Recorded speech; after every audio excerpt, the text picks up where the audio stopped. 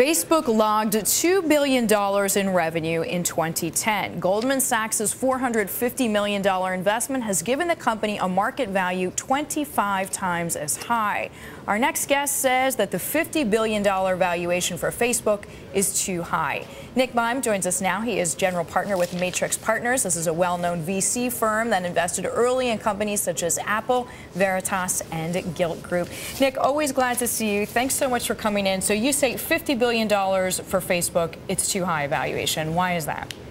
Well, I'd say it's maybe a slightly more nuanced answer. I think $50 billion is an extraordinary valuation for a 7-year-old company that did $2 billion in revenue last year. From a revenue multiple perspective, that's an extraordinary valuation.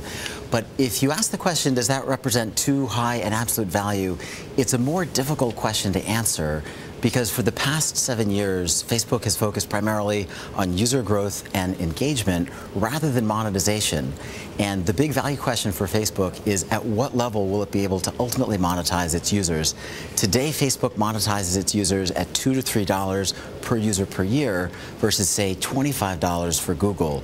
Now, at the same time, they have extraordinary growth. They've just bypassed Google.com in traffic. They represent 10% of total internet minutes in the US versus 4% for Google.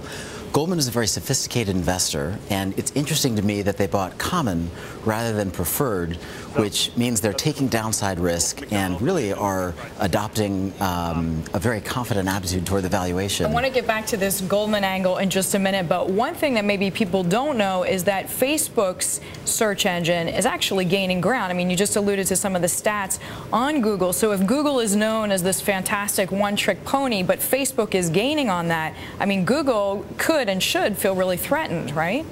In a way, yes. I think maybe a slightly different way to say it is that Facebook is increasingly a large source of traffic to Google and to many other websites.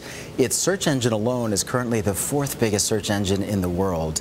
But I think the key question, again, is at what level will Facebook ultimately be able to monetize its users? It's introducing new services such as payments and much more targeted advertising techniques. So Goldman is making a bet that it will be able to monetize at a much higher level in addition to maintaining its very rapid growth.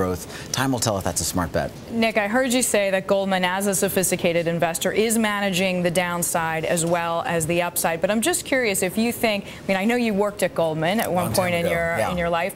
Do you think this is Goldman's shot across the bow to some of the secondary markets that have been developing, such as Second Market, one of the ones I'm thinking about, just these private IPO groups saying, hey, listen, we're not going to be left out in the cold when all this tech activity starts picking up?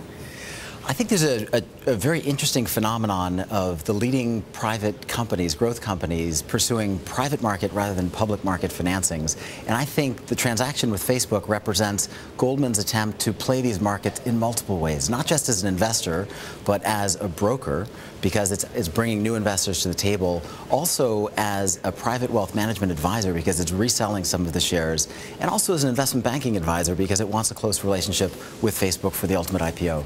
For these private IPOs, how anxious do you think the SEC is? Do you think this is going to make friction between the SEC and Goldman? It's a good question, and I think Goldman's decision to offer Facebook shares to its private wealth management clients really invites the question of potential SEC scrutiny. I think the SEC overall is mandated with making sure that U.S. capital markets, particularly equity markets, are fair and efficient.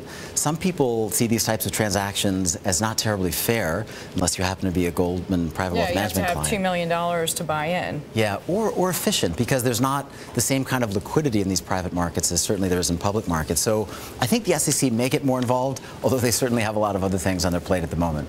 Nick, thanks as always. Nick Beim stopping by here, venture capitalist. He is with Matrix Partners.